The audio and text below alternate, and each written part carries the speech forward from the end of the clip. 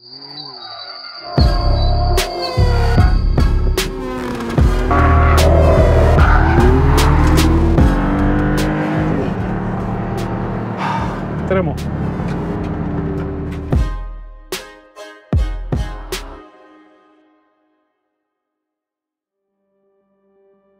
Μια ομάδα παθιασμένων ρομαντικών κατάφερε να νικήσει τη συντηρητική λογική και τη γραφειοκρατία ενός τεράστιου οργανισμού όπως η Stellantis και να δημιουργήσει κάτι μοναδικό. Εμπνευσμένοι από τους μεγαλύτερους καλλιτέχνες της αναγέννησης και τους τεχνίτες Ιταλούς καροσερίστες της δεκαετίας του 50 και του 60, κυρίες και κύριοι, η Α33 Stradale. Μόλις 33 μονάδες θα παραχθούν με τιμή πάνω από 2 εκατομμύρια ευρώ. Είναι το πρώτο custom build αυτοκίνητο της Αλφα Ρωμαίο από το 1969 και αυτό που την ξαναβάζει στην κατηγορία των supercars. Αυτό που βλέπουμε εδώ είναι η ιστορία ενώ γράφεται. Για να μην το χάνετε, κάντε τώρα να γράψετε στο κανάλι του GoCar στο YouTube.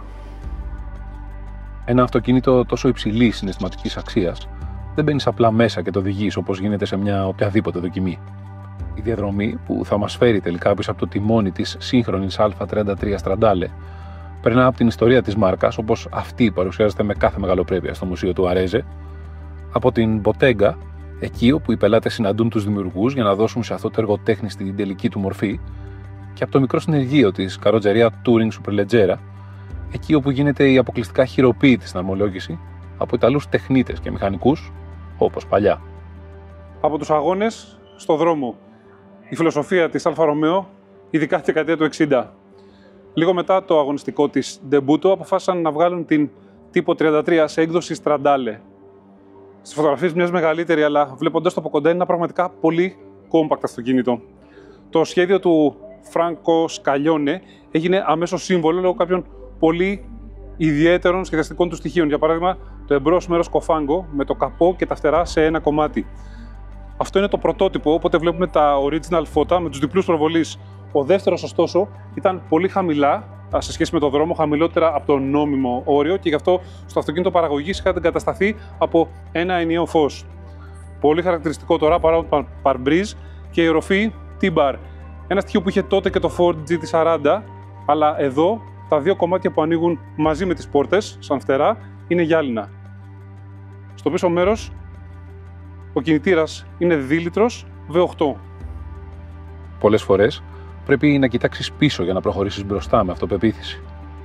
Και το παρελθόν της Αλφα Ρωμαίο είναι γεμάτο από θησαυρούς που δείχνουν το πραγματικό μέγεθος αυτής της μάρκας και το τι μπορεί να κάνει στο μέλλον. Είμαστε στις εγκαταστάσεις της καροσερία Touring Superleggera, σε ένα χώρο ειδικά αφιερωμένο για την κατασκευή της Α33 Stradale. Εδώ έρχονται έτοιμα το carbon μονοκόκκο, ο κινητήρας και η μετάδοση και όλο το αυτοκίνητο συναρμολογείται στο χέρι. Και αυτόν ακριβώς το λόγο παραδέχονται και οι ίδιοι, κανένα δεν είναι ίδιο με κάποιο άλλο.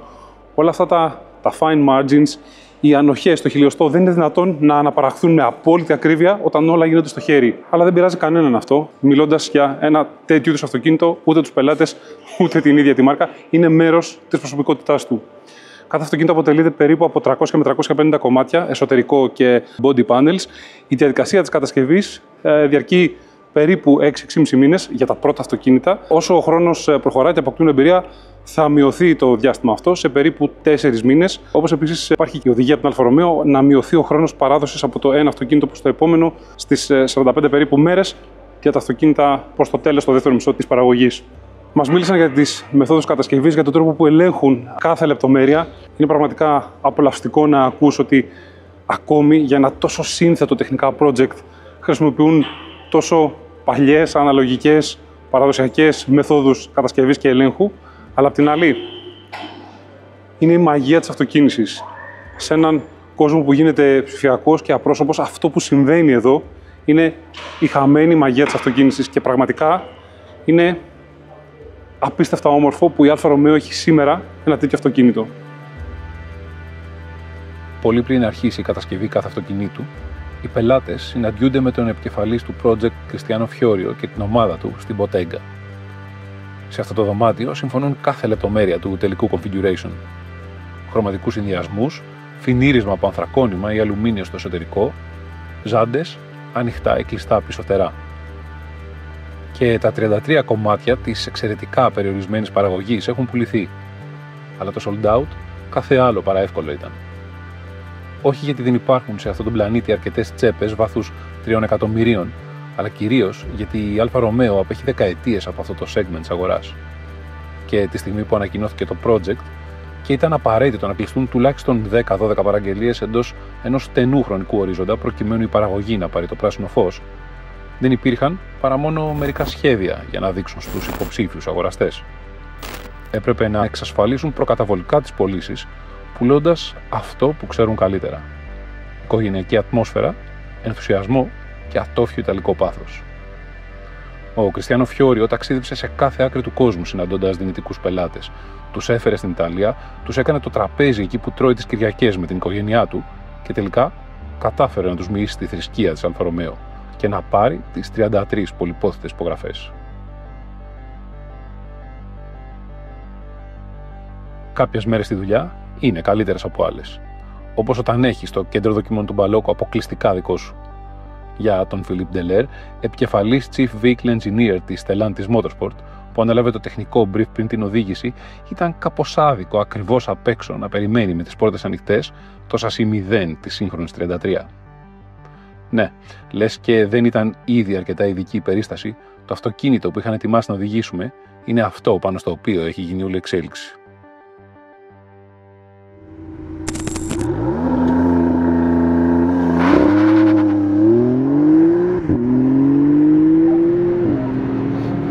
Δεν το πιστεύω αυτό που ζω πραγματικά. Δεν πιστεύω ότι η Αλφα Ρωμαίο έφτιαξε αυτό το αυτοκίνητο και δεν πιστεύω ότι είμαι εδώ και το οδηγώ στην πίστα.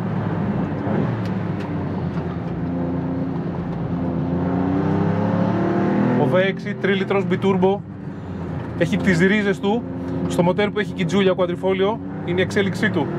Αλλά εδώ επιτέλους ακούγεται πραγματικά άγριος, πραγματικά ξεχωριστός.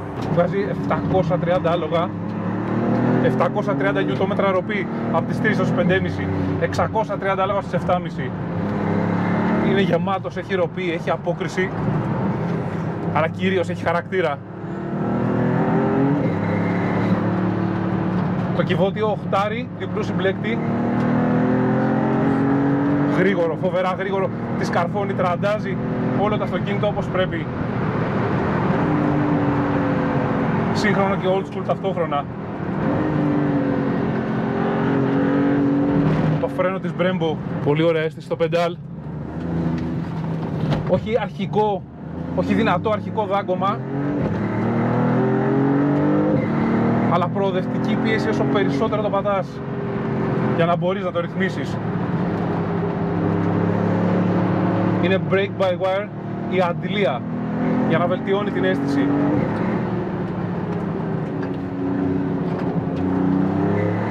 Και το τιμόνι εκπληκτική αίσθηση, το σωστό βάρος. Βγαίνεις από την κούρβα Grande, ούτε και πρόλαβα να δω πόσα χιλιόμετρα ήταν, πάνω από 200. Υπέροχη αλλαγή κατεύθυνσης, έχει μια ελάχιστη κλίση που θυμίζει ότι είναι ένα αυτοκίνητο δρόμου. Μια απειροελάχιστη φιλική αίσθηση υποστροφής και αμέσως μετά την κάνεις με τον γκάζι ό,τι θέλεις. Είναι τόσο ρυθμίσιμη. Μπορείς να κουμπίσεις τον εμπρός εξωτερικό τροχό και να πάρεις χιλιόμετρα μέσα στη στροφή. Ακούστε αυτόν τον ήχο, ακούστε τον ήχο της.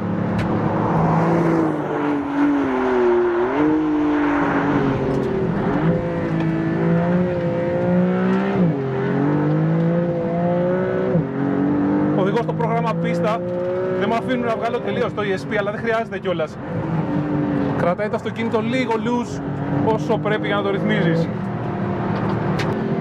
Καταλαβαίνεις την προθυμία, το rotation, πως γυρίζει λίγο η ουρά, ελαφρώνει στην είσοδο για να κοιτάξει μέσα.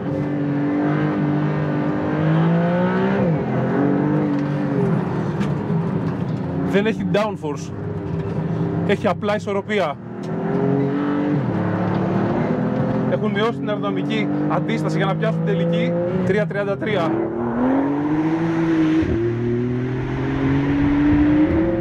και έχουν μηδενίσει την άντωση για κράτημα στις στροφές, αλλά δεν έχει επιπλέον πίεση. Έτσι όλο της το κράτημα είναι από ανάρτηση και λάστιχα, μηχανικό grip. Ο παραδοσιακός τρόπος οδήγησης και η συνταγή για να τη ευχαριστιέσαι πολύ στον δρόμο. Εκπληκτική εμπειρία. Φοβερό μπροστινό. Αυτοπεποίθηση στα γρήγορα, ευελιξία στα πατημένα, αλλά κυρίως αίσθηση. Είναι τέλειο. Είναι τέλειο. Νιώθεις το αυτοκίνητο, αυτό είναι η ουσία. Δεν έχει να κάνει με τη μέγιστη απόδοση, αλλά με το πόσο πολύ το νιώθεις. Όχι ότι η μέγιστη απόδοση υπολείπεται. Και μου αρέσει που λένε ότι δεν είναι αυτοκίνητο για πίστα, αλλά για να το απολαμβάνεις στον δρόμο, πόσο καλύτερο θα μπορούσε να γίνει. Τι φανταστικό αυτοκίνητο έφτιαξε η Αλφα Ρωμαίο.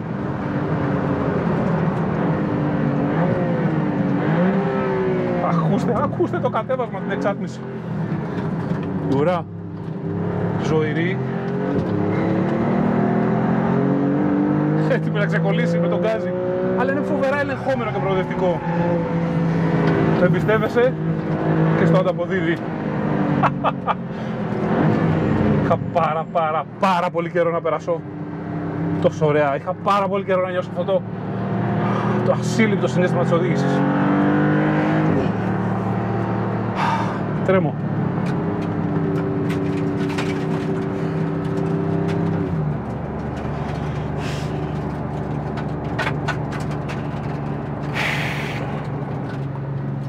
Το σασί είναι εξ ολοκλήρου φτιαγμένο από ανθρακόνημα και δύο αλουμινένια υποπλαίσια εμπρός και πίσω.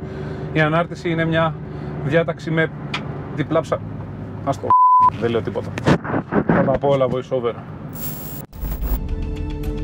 Η βάση είναι ένα ανοιχτό carbon monocoque με chrome ollie roll bar σε συνδυασμό με δύο αλουμινένια υποπλαίσια εμπρός και πίσω για τη στήριξη των μηχανικών μερών. Η ανάρτηση αποτελείται από διπλά ψαλίδια εμπρός και μια διάταξη πολλαπλών συνδέσμων πίσω. Τα αμορτισέρ είναι ηλεκτρονικά ελεγχόμενα και ρυθμιζόμενα από τα προγράμματα οδήγησης, με τη δυνατότητα σε κάθε πρόγραμμα να πηγαίνει σε ένα κλικ πίσω στην πιο μαλακή ρύθμιση. Αλλά όπως μας είπαν, δεν είναι αυτοκίνητο για την πίστα. Είναι αυτοκίνητο κυρίως για να το απολαμβάνεις στον δρόμο. Οπότε ας γυρίσω στο πρόγραμμα Strada. Σαν αυτοκίνητο δρόμου μπορείς να το χρησιμοποιήσεις πραγματικά κάθε μέρα. Και το κλειδί εδώ είναι ότι ο κινητήρας και το κυβότιο προέρχονται από ένα αυτοκίνητο μαζικής παραγωγής. Αυτό σίγουρα λύνει πολλά από τα βασικά, τα θεμελιώδη προβλήματα. Ένα άλλο σημαντικό επίσης ότι λειτουργούν όλα. Δεν είναι απαραίτητα δεδομένο αυτό σε χειροποίητα αυτοκίνητα. Τα ηλεκτρικά παράθυρα, ο κλιματισμός, ο πίνακας οργάνων και αυτή η κεντρική οθόνη που με ένα πάτημα στον σχετικό διακοπτή κατεβαίνει από την κεντρική κονσόλα και κρύβεται το μοναδικό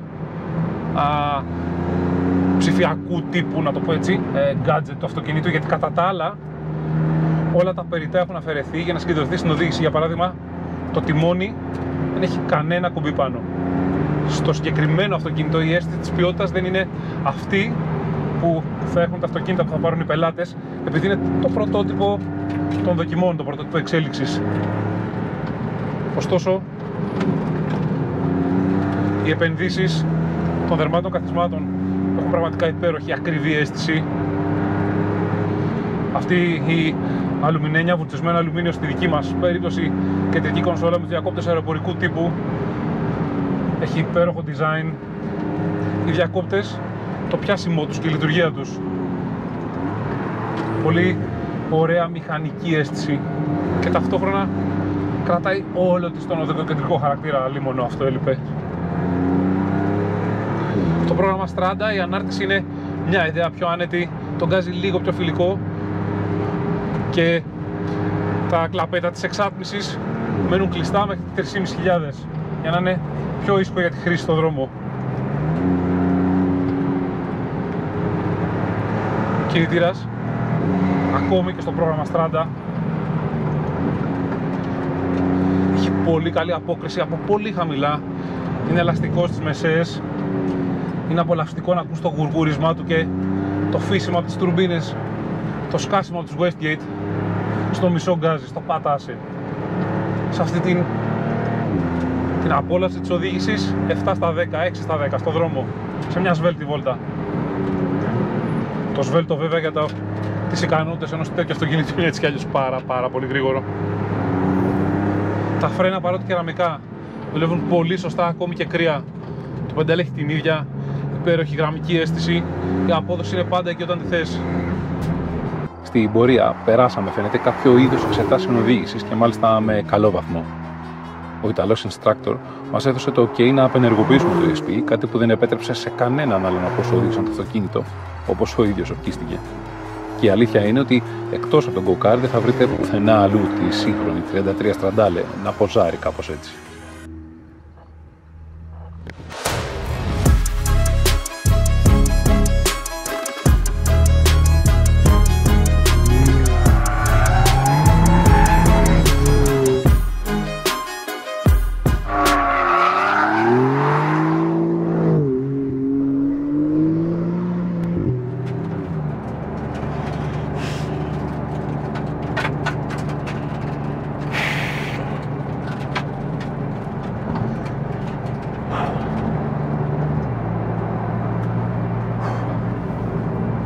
Εκπληκτικό. Μόνο 15-20 άνθρωποι στον κόσμο θα έχουν την ευκαιρία να ζήσουν αυτή την εμπειρία με την Tipo 33 Στραντάλε στο λανσάρισμά του στον Μπαλόκο.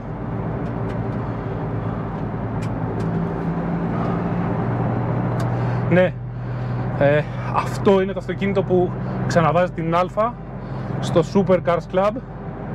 Είναι το αυτοκίνητο που δίνει έμπνευση στους ανθρώπους της, όσους δουλεύουν για τη μάρκα, αλλά και στο πιστό ποιμνιό της. Είναι το αυτοκίνητο που ενσαρκώνει τις αξίες και το DNA της. Είναι το αυτοκίνητο που έπρεπε να υπάρχει. Εκπληκτικό.